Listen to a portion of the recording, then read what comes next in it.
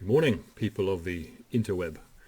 A happy Easter to you all, from Rebecca and Lucas and Matthew and our guinea pigs, Derek and Jamie. I'm sure they would agree with me as well that we want to send all of you Easter greetings on this Easter Sunday morning.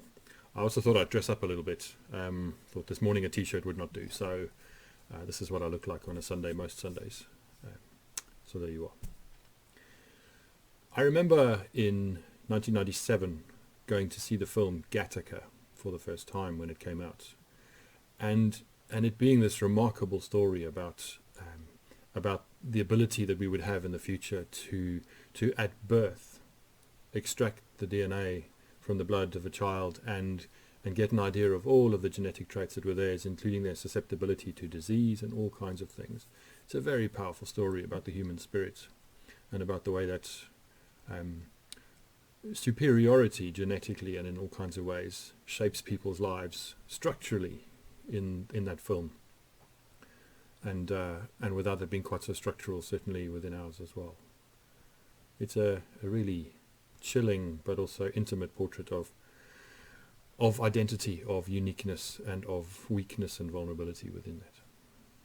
I also remember going to see the film Minority Report with Tom Cruise as its main actor in 2002. An intriguing film about precognition, about solving crimes before they begin, locking people up because crimes are predicted. The thing that struck me most in that film, or one of the things, was not just the morality of that and the interesting conversation you can have about that, but there's a scene where, in order to be anonymous, he has his eyeballs replaced.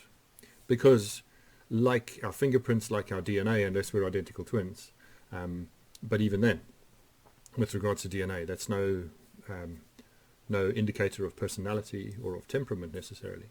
He walks through a shopping center. He wakes up in the morning in his home, and his life is uniquely tailored to himself by technology.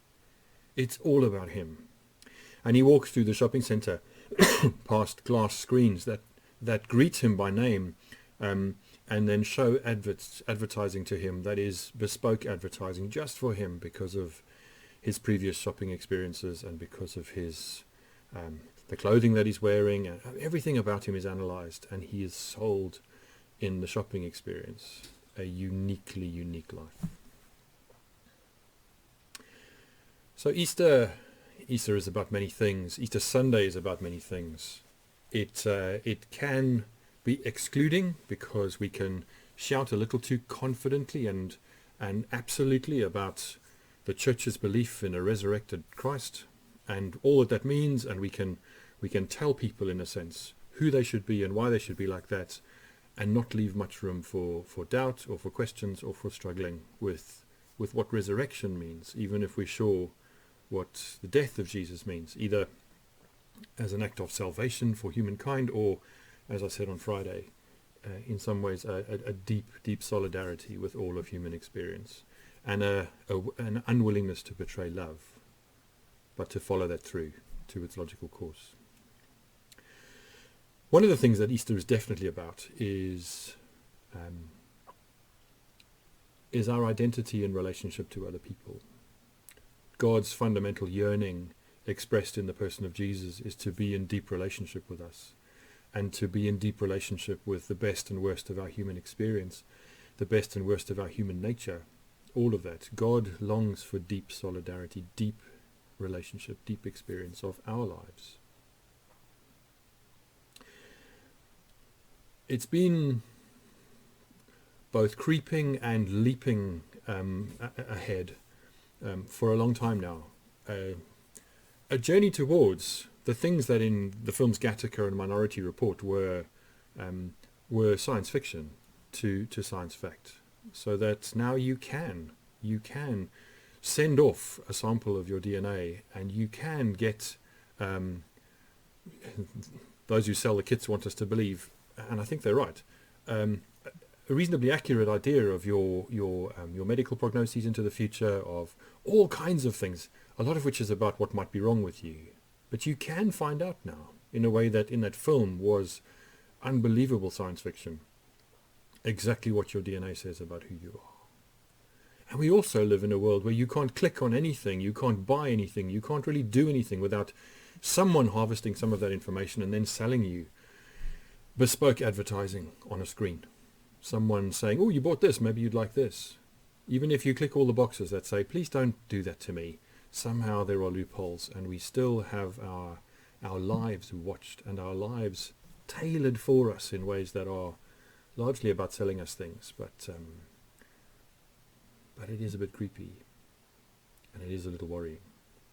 And one of the worrying things is that it reinforces the idea that we are fundamentally individuals. And so this morning, yes, there is a paradox there. We are fundamentally alone. Our own inner life is not known to anybody, no matter how much we try to articulate it or express it in music or poetry or prose or deep conversation. Fundamentally, we are isolated in our own inner lives, with our own imaginations, our own thoughts, our own feelings, our own experiences. And it's fascinating to think about how we use the same words to describe what might be completely different experiences of a color or a smell or an emotion. Those things are often uniquely ours. But at the same time, we are powerfully joined together by our common humanity. We are who we are because of other people. In Zulu, one of South Africa's official languages, there is the phrase "muntu muntu ngabantu." I apologize to anyone who's Zulu speaking if I've got that wrong. It gets translated into the philosophy, the concept of Ubuntu, of togetherness, of which is more than just togetherness. Umuntu muntu ngabantu fundamentally says a person is a person because of people. We are who we are because of our deep connections. We know ourselves because we know others. And we share in the lives of others. And both of those things are true. We are highly individual in our experience in our lives. We are also deeply, deeply not ourselves when we are not somehow in relationship. And so the thing that has been, the trend that has been around for some time that concerns me and worries me is tied up a lot in economics. The very simplistic idea, as was made real in some government, certainly in the UK, some government policy quite a long time ago about pension funds. The way we understand banks, the way we understand all of the ways in which we financially are mutual. The idea that was planted or affirmed and concretized in our society's life financially some years ago, with flexibility coming into people's pension arrangements and the right to make decisions about that, was the idea that somehow there was this individualized pot of money, this pot of money that you had put aside to look after yourself and the people you love in your old age or beyond retirement, whichever seems most helpful as a phrase for you and for me. And that it was yours, and that the pension company, the fund that managed that, was essentially keeping a little drawer of money that was yours. That you could just take that out and put it back and decide where it went. It was a thing that you could grab hold of, and was yours. Same with our bank accounts. We deposit money into the banks, and maybe in the caricature and the simplistic way of thinking about banking, a bit like Gringotts in Harry Potter. There's this vault that's yours. There's this little bit that's yours, and your money gets stashed in that. And when you draw that money, it comes out of a generalized fund. But then the bankers go and take a bit, almost physically. I'm not saying any of you actually believe that, but that's the image. Physically take a little bit of your cash out of your little hoard in your little drawer, in your little pocket, or your vault within the bank. The truth is obviously very different. I'm paying into a Methodist minister's pension scheme that is probably, I'm sure, currently using that money, as well as managing its reserves, to pay the pensions of ministers who are retired right now. It's not going into some little box with a key that is uniquely mine.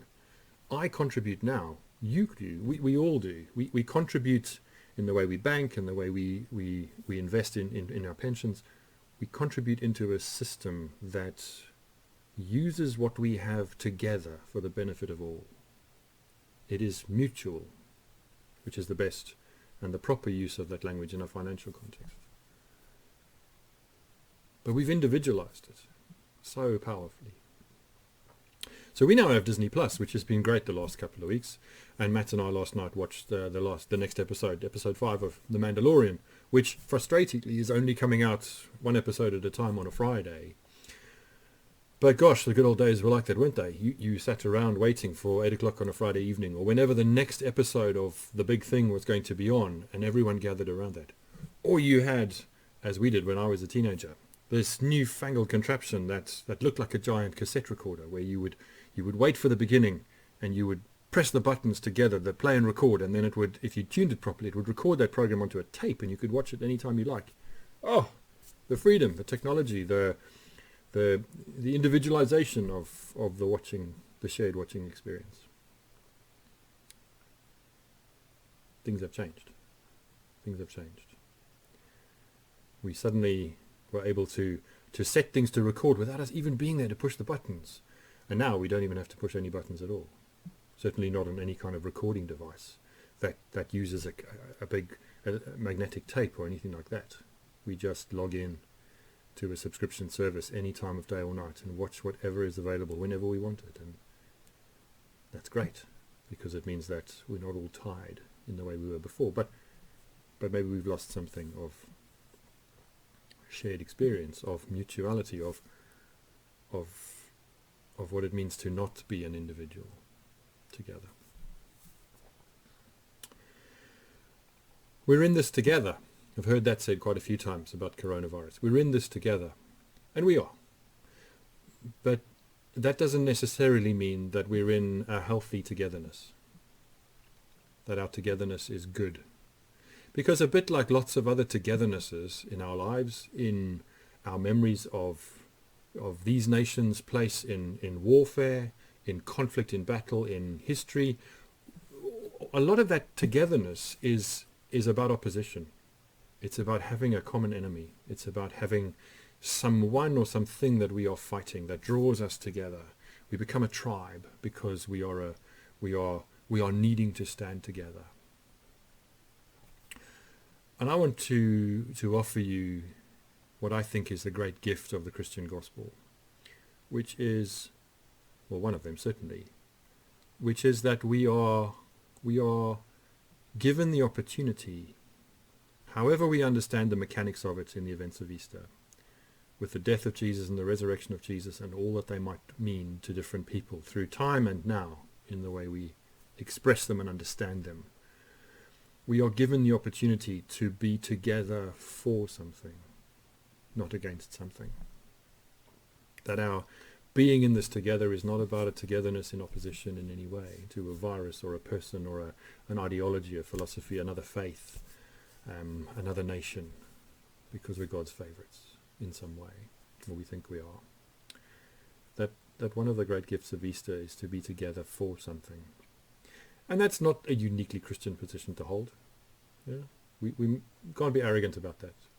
But in the person of Jesus, especially through the Easter events, we have the story of someone who stands for something, for love, for inclusion, for justice, for peace, for solidarity with the poor, for the welcome of the stranger, for the setting aside of difference, not in a sugary nice way, but in a mutually honest, rigorous finding of our common humanity.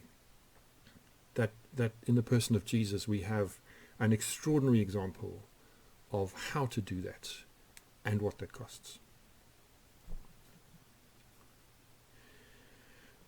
So whatever you'll be doing this Easter Sunday, however you'll be celebrating it, and whatever it means for you, even if you're not sure about the resurrection, even if you're not sure about that bit of the story that somehow drives the Christian faith into saying at times that nothing else matters. Unless this happens, nothing else is of any value. I'm not sure I'm in that position. Jesus has done enough before Good Friday to proclaim people's sins forgiven, to welcome them, to express that they are deeply in the heart of God, as deeply sinful people in the ways that his culture and his faith understood that. Long before he dies, long before he's raised from the dead. But in those events, we see the power of love that is mutual.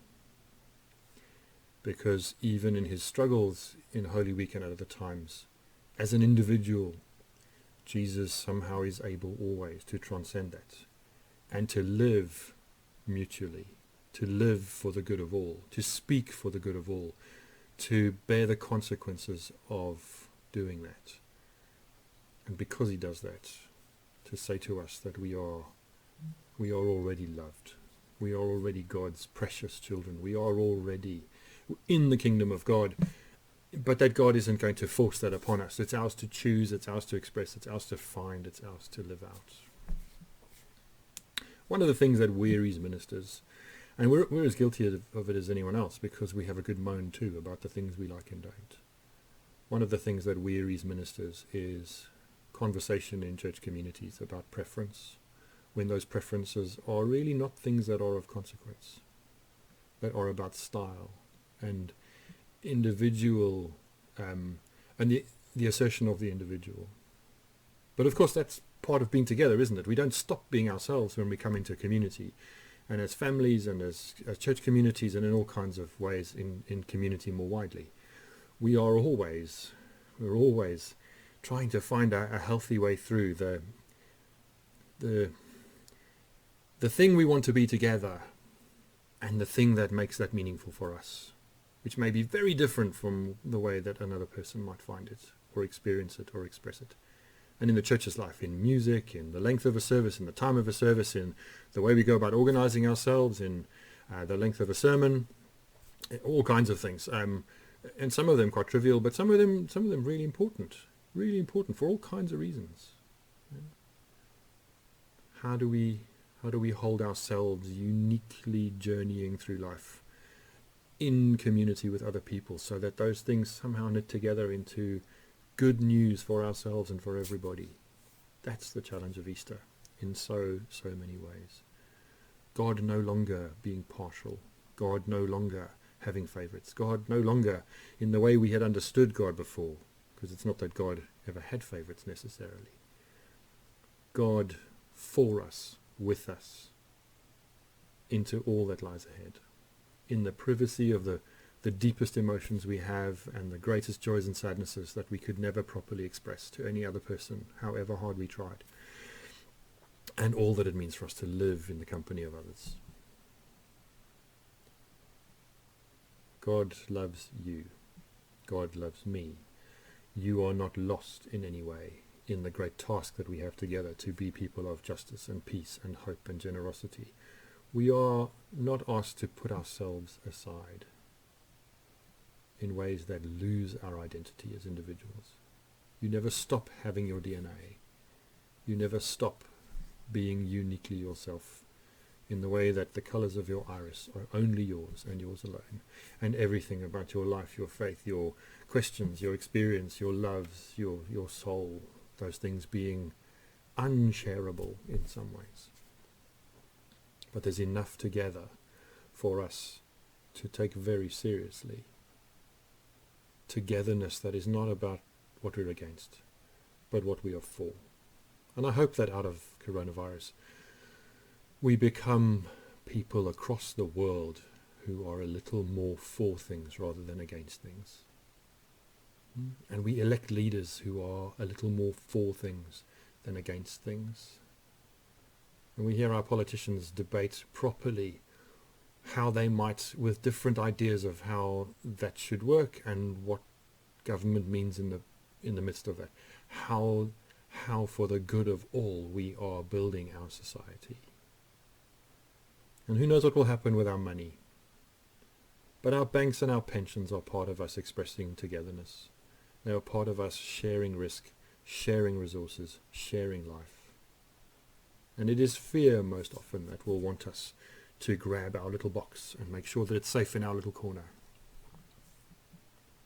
When God says, everything is everyone's. Work that out. It's hard. But work it out and see what becomes of that kind of starting place, because it will tell you things about yourself and it will invite you to look at others with, I want to say this morning, Easter eyes. Don't eat too much chocolate, or if you do, enjoy the regret that comes afterwards. We've been on an egg hunt this morning. There was a lot lying around in our garden, including dinosaurs, which have been found with great delight. And the Easter Bunny did really well to bring dinosaurs to our house. So well done, Easter Bunny. Whatever your Easter day looks like, I hope that it's a good day. I hope that it's a shared day. I hope that it's a day in which you uniquely know yourself to be loved and good and as whole as you can be. And I pray that you know that, because in part your life is deeply connected to the lives of other people who help you to know that you are not alone. Have a wonderful Easter Sunday.